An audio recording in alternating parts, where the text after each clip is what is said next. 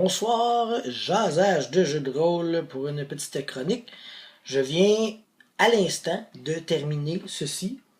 C'est Empire of Imagination, la biographie de notre cher grand-père spirituel à tous, Gary Gygax.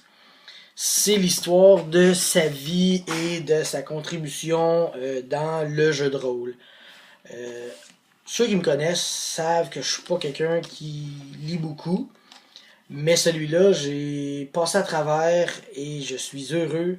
Ça se fait bien. Euh, une des choses qui fait que je lis moins, c'est les gros blocs de texte puis les chapitres qui finissent plus. Dans ce livre-là, ben le plus long chapitre, il y a comme 4 pages. C'est toujours des courts chapitres. Puis ça se lit vraiment bien parce que justement, tu passes d'un moment de sa vie, puis là après ça, t'as comme 3 pages, 4 pages là-dessus, hop, ça change. Fait que t'as toujours une. Ça avance tout le temps. Fait que. Puis tu peux comme dire, regarde, je vais me coucher dans pas long, il me reste une page et demie, je le ferme, j'ai mon signet là, ça se lit très bien.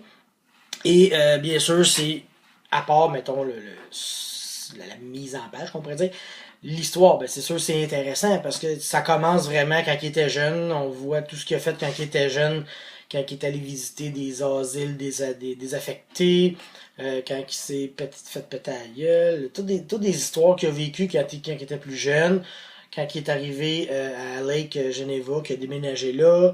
Là, après ça, sa passion pour les jeux de société, les échecs, les jeux, les wargames. Dans ce temps-là, c'était pas pareil, là, c'était plus des simulations, peut-être. Puis là, ben, il a inventé beaucoup de jeux, genre Chainmail, et éventuellement, ça l'a déboulé à Donjons et Dragons.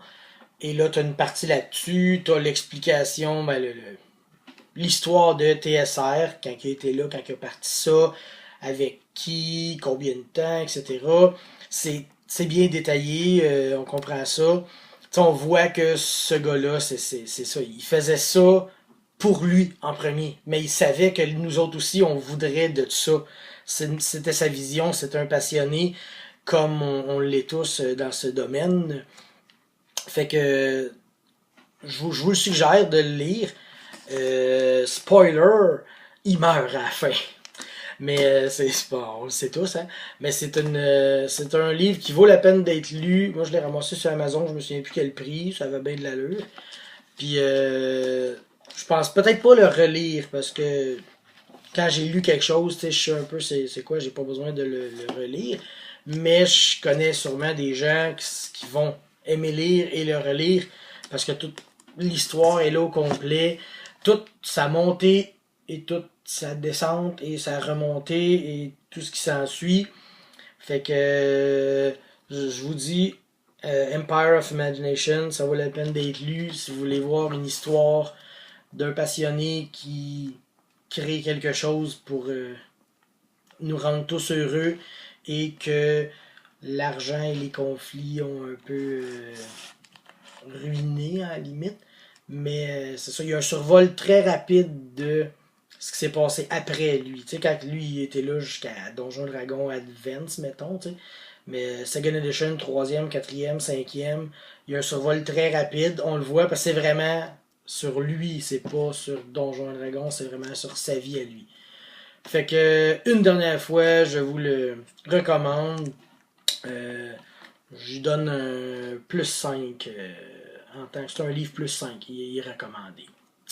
Fait que sur ce, je vais aller me coucher. Ciao, bye tout le monde.